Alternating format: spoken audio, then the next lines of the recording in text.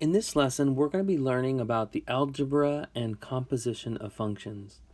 When we mention the algebra of functions, what we mean is that you can take two functions and add them together. Your sum will be a new function. You can take a function and subtract it from another, and the difference will be a function. You can take two functions, multiply them together, the product will be a function, and you can divide a function by another function, and the quotient will be a function.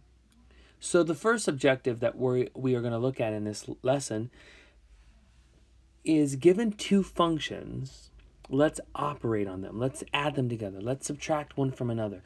Let's multiply them together. Let's divide one by another. Here's the first set of functions we want to look at. Here's the first pair of functions that we will be studying. The first is a quadratic function, 5x squared plus 4. The name of this function is f, 5x squared plus 4. You and I know a lot about this function already because of earlier studies. We know that this is a parabola when graphed, opening upward, whose y-intercept is 4. The next function, named g, is 7x minus 2. This is a linear function. It's written in mx plus b, or slope-intercept form, so we know it's a line whose slope is positive 7, whose y-intercept is negative 2. These are the two functions that we'll be operating on. The instructions say find each of the following functions and give their domain. So here's the first thing they want us to find. They want us to find the function named f plus g. F plus g. All right, so this is what we're going to do, and it's going to probably come across very straightforward. F plus g of x will be found by taking f of x and adding g of x to it. So basically just adding your two functions. So what this looks like is 5x squared plus 4, that's f, plus 7x minus 2. This is g. And what we'll do now is we'll just remove these parentheses and then combine like terms. So when you remove the parentheses, we just have 5x squared plus 4, right? Plus, and then we have 7x minus 2. The like terms are the constant terms. Those are the only two that we can combine to get our final answer of, if I can just move this up a little bit, 5x squared plus 7x plus 2. This is the final answer. This is the sum function, f plus g. Let me move the screen back up if I may. This is f plus g. That's what they wanted us to find. And here it is. When we add these two functions together, we get a brand new function called f plus g, and it happens to be a quadratic function. Now, I hope you found that pretty straightforward. The other part of the instructions say, give the domain for this function. Well, what is the domain for this quadratic function? Well, you and I studied quadratic functions in earlier studies, and we found that the domain for any quadratic function is all real numbers. So because this is quadratic, and that degree 2 right there tells you it's quadratic, we know the domain will be all real numbers. Of course, written in interval notation would be from negative infinity to positive infinity. All right, so you found the first function they wanted you to find, which was f plus g. They're now going to ask you to find a different function. Now they want you to find f minus g. F minus g, okay? We still have our original two functions, f and g, but now what they want you to do, instead of adding them together, subtract one from the other.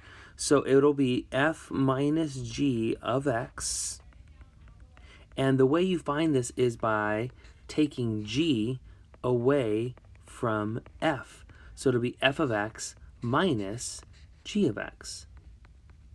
All right, so this will be equal to 5x squared plus 4 is what f is, right, minus g of x, which is 7x minus 2. Now, in the previous example, I was pretty just careless with the parentheses. Just at this point, I said, okay, now let's just remove the parentheses and combine like terms. Here, because it's subtraction, you're going to want to be extra careful to make sure to distribute this subtraction sign, and that way we're adding the opposite. So really, this becomes 5x squared plus 4. If I can make that look neater for you. There we go. Plus 4 minus 7x. Now watch this, plus 2. That sign change there was really important. Now the like terms here are your constants, 4 and 2. Those are the only two that you can combine to get your final answer. And this is the difference function, right? I call it difference because we subtracted here in this case. So this is our answer. Notice that the difference function is also quadratic. Because it is quadratic, we know the domain for this function is all real numbers. All right, very good, everybody. So you found a sum function in the first example. You just found a difference function. Now let's move to multiplication. All right, we still have f and g, the original functions, but this time they want us to find this product function, f times g. All right, f times g of x will be found by taking f and multiplying it by g, like this. All right, so then f of x we know is 5x squared plus 4, and we will multiply it by 7x minus 2. Now if you're thinking, I think all we have to do is FOIL here or distribute, then you are absolutely correct. So there's nothing here that's like that brand new for us. We know how to distribute. We know how to combine like terms. Let's see. You get 35x cubed minus 10x squared plus 28x and minus 8. Okay, this is the number 28. Okay, 28x. There are no like terms here, so then this is our final response. This is the product function. Now, a word about the domain, okay? The domain. The domain for this cubic function, well, will be all real numbers, and let me explain why. The domain for f is all real numbers. We know that because it's a quadratic function. The domain of g is a linear function, so therefore its domain is also all real numbers. The domain for the product function, f times g, will just be the intersection of their domains. If both of their domains are all real numbers, well then this cubic degree 3 function will also be all real numbers. I could say it another way. No matter what real number you plug in for x, you will get a real number output. Whatever real number you plug in and you cube and you square it and you multiply it by 28 and so forth, at the end of the day, you're going to get a real number output. Any real number input will give you a real number output. In further level of mathematics, in a further level, you'll identify this as a polynomial function. And the domain for all polynomial functions is all real numbers. All right, very good, everybody. Let's do one last operation, and that is division. All right, now we have f divided by g. Now, f over g, or divided by g, of x will be equal to, now here we go, f of x divided by g of x. So f of x is my numerator. So my numerator is 5x squared plus 4. And my denominator is g, which is 7x minus 2. Now, can this expression be simplified? If it can, we should simplify it now. If it cannot, then we're done. The only way this can be simplified is if there's a common factor between the numerator and the denominator. While the numerator does not factor, neither does the denominator. There are no common factors. So you and I are absolutely done finding this quotient function. Now, Because this is a rational function, meaning there's division here, we have to make sure that the denominator is not 0. That is to say, 7x minus 2 must not be 0. And if we add 2 to both sides of this statement, it would say 7x must not be equal to positive 2. If we divide both sides by 7, it means that x must not be equal to 2/7. You know, if you plug in 2/7 for x, what ends up happening is this whole denominator turns out to be 0. And whenever you divide by 0, you are undefined. So you can go ahead and plug in whatever x value you want. Go ahead and plug in any x value you want into this function. The only number you're not allowed to plug in is 2/7. So the domain in words will be any real number except 2/7. In interval notation, it'll be any number less than 2/7 union any number greater than 2/7. This is the domain. Now, if you need or would like a visual representation of the domain, here it is. The domain for this rational function says plug in anything you want except 2/7. So I'll just put an open circle there. So anything less than 2/7 is good. Anything greater than 2/7 is good, but not 2/7. So this is the visual representation. This interval here is this interval, and this interval here is this interval. Okay? Now, we have parentheses on 2/7, and that's our way of notationally saying that 2/7 is not included in the domain. So you have to take extra precautions whenever you have a variable expression in the denominator. You have to make sure the denominator is never 0. Now, use the results from the previous example that we just did together to find each of the following function values. When they ask you to find a function value, they're asking you to find an output. So make sure you have that in your notes somewhere. This is just, mathematical vocabulary for the word output or a y value. So they're about to give you an input. They give you the input, and then you have to find the output or the function value. Here it is, f plus g at 4. F plus g of 4. All right, I guess you can say of 4 or at 4. F plus g of 4. Now, 4 is your input. You have to find the corresponding output. In other words, when you plug 4 into this sum function, what do you get out? When you plug in this x value, what is the corresponding y value? Now, from the previous example, we found f plus g already, right?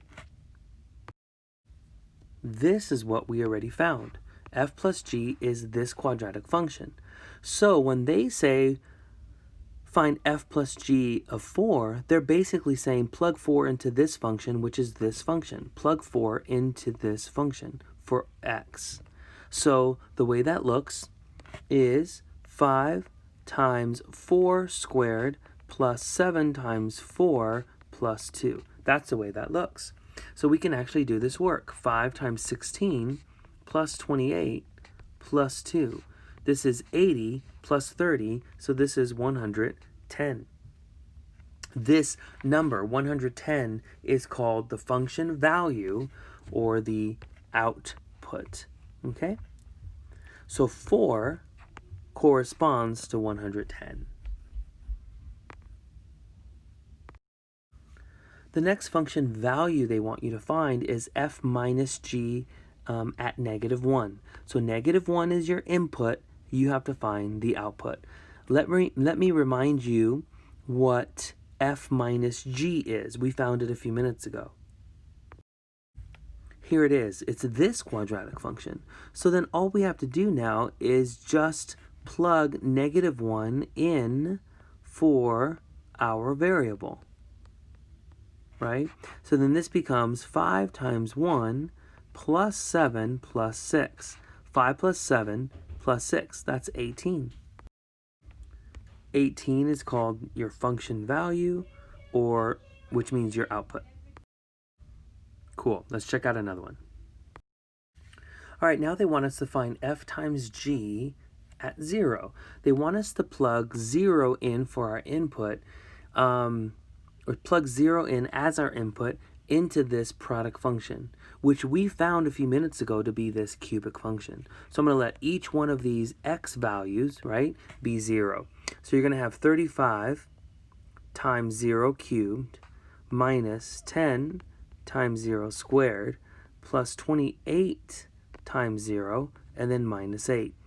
There's a bunch of zeros here. 35 times 0 minus 10 times 0 plus 0 minus 8. Basically, 0 minus 0 plus 0 minus 8. So you just get negative 8, right? Of course, because if you're plugging 0 in for all of the variables, then every single variable term will go to 0, and all you're left with is the constant. So negative 8 is your function value. You plug 0 in, you get negative 8 out. Now the last one they want us to find is f divided by g of 2. So they want us to plug 2 into our quotient function that you and I found earlier. Here it is, 5x squared plus 4 over 7x minus 2. Now we can plug in any number we want as long as it's not 2 sevenths, and it's not. Good. But if it were 2 sevenths, if this number 2 were 2 sevenths, then I would just say undefined. But we can go ahead and plug 2 in. We're going to plug 2 in into the numerator. And this might be a good point at which you're going to want to pause this lesson and try this on your own. And then plug 2 into the denominator as well. You should be getting 24 for the numerator and 12 for the denominator, which gives you a final answer, a function value of 2. So you plug 2 in, you get 2 out. This is your input, this is your output. This is your x value, this is your y value. Now that we discussed the algebra functions, let's finish this lesson by talking about the composition of functions. Here is a definition. The composite function f composed with g is defined to be f composed with g of x is equal to or equivalent to f of g of x. Okay? Now, a few things about this. This is a small open circle. It's not the letter O. This is not spelled like fog, okay? This is a small little open circle, and it means composition. It's an operation. I'm going to show you what it looks like right now. It does not mean multiplication, okay? This is not multiplication. So f composed with g of x is f of g of x. Now, let's look at an example to show what this means. All right, check out this example. I've given you a linear function named f. It is 5x plus 2. Another linear function named g, and it is 2x minus 1. Okay? The first thing we're going to find is f composed with g of 3. F composed with g of 3. So 3 is like your x value right here. So we're going to rewrite this like this right-hand side here. Okay? So this, by definition, means, here, if I can write it, like this. F of g of 3. Okay, everybody? So I just rewrote it using the definition. This is the definition. Now, what this notation means is you want to plug, now listen carefully, this is the whole idea. You're going to want to evaluate g at 3 first. Plug 3 into g first. Find out what that number is, what that output is, and then plug that output into function f. One more time. Plug 3 into g, figure out what that function value is, take that function value, and then plug it into f. This is not simply plugging 3 into g and then taking 3 and plugging into f. No, you plug 3 into g, figure out what that is, that result you plug into f. All right, so let's see if we can figure this out.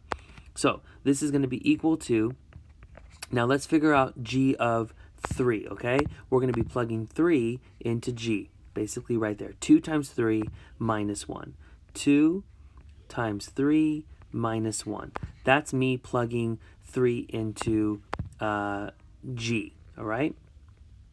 Let's figure out what that result is. So this is f of 2 times 3 is 6. 6 minus 1 is 5. Not negative 5, positive 5. 5. So now I take this result, which is 5, this function value, and I plug it into f, okay? So I'll have, now plugging 5 in for the variable in function f is right there. So 5 times 5 plus 2. Okay, so 5 times 5 plus 2. 5 times 5, of course, is 25, plus 2 is 27. This is the final answer. This is the function value. Remember, 3 was your input, 27 is your output. Of course, also called your function value. All right, let's try something else. Now they want us to find g composed with f at -2. This is a great place to pause the video and see if you can try this on your own, okay?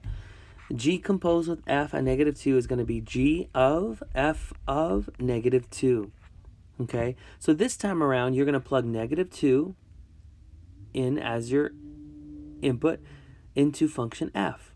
You're going to figure out what this is, right? You're going to find this function value first. This function value you'll plug into g. All right, let's go. So then this is g of, now I'm going to plug -2 in right there for f, okay? So it'll be 5 times -2 plus 2, like that. All right, let's figure out what this is. 5 times -2 is -10, and -10 plus 2 is -8. So now I take -8 and plug that into function g, which is over here. So it'll be 2 times -8, then -1. Like this, right? So our final answer then is going to be, what is this? -16 minus 1, -17. This is our function value, okay? Input, output. Now, we're almost done here. You have to understand that the first two examples were finding function values, right? You were finding an output for a corresponding input. This time around, they're asking you to find a function. Find the function you get when you take f and compose it with g. All right, so let me show you how this is different. So this, by definition, is f of g of x, like that. So what this means is you're going to take g of x and you're going to plug this expression into f, right? G of x is 2x minus 1. That's what g of x is. G of x is 2x minus 1. So you're going to take this expression, which represents g of x, and you're going to take this expression and plug it into f as your input. So this is function f. I'm replacing this variable with the expression 2x minus 1. So it's going to be 5 times 2x minus 1 plus 2. Just like this, right? 5 times 2x minus 1, this is g, and then plus 2. Now, all you have to do at this point is simplify. Okay, you're not solving anything, right? You're not solving. You're just simplifying by distributing the 5. So you get 10x minus 5 plus 2. So you get 10x minus 3. That's as far as you can go as far as simplification. And this is a linear function, right? It's a linear function. So when you compose f with g, this linear function with this linear function, you get another linear function, which is 10x minus 3. You have to understand there's nothing more to do. You just found a composite function, right? So in part A and B, you are finding a function value. But here in part C, you're finding a function. Now to wrap this up, let's compose g with f. You may be thinking, well, didn't we just do that? No, we just composed f with g, and now we switch the order of composition. And composition is not commutative. That means that if you change the order in which you compose two functions, your result will be different, right? And so we expect to get a different function here. Now, I invite you to pause this video and to give this a shot on your own. All right. So I hope you paused it, and let me show you what the composite function is. G of f of x. Now that's by definition. So then this is g of, now f of x is 5x plus 2, right? I've even color-coded this for you. So this is f of x. I'm taking this expression, plugging it into g. Basically taking this expression, plugging it into that variable right there. All right, so here we go. So it's going to be 2 times 5x plus 2, right? And then minus 1. Okay, now all you have to do here, don't do more than you should, all you have to do is simplify. So what we're getting here as a final result is 10x plus 4 minus 1. So we're getting 10x plus 3. Okay, this is another linear function. Okay, a linear function. All right, everybody, this is the end of this lesson. We learned the algebra of functions, basically that you can operate on functions, right? Add, subtract, multiply, and divide. And we also evaluated these sum, difference, product, and quotient functions at particular values. And then finally, we learned what composition means, how to find a particular function value, right, using composition, and also how to find a composite function. All right, everybody, I'll catch you in the next lesson. See ya.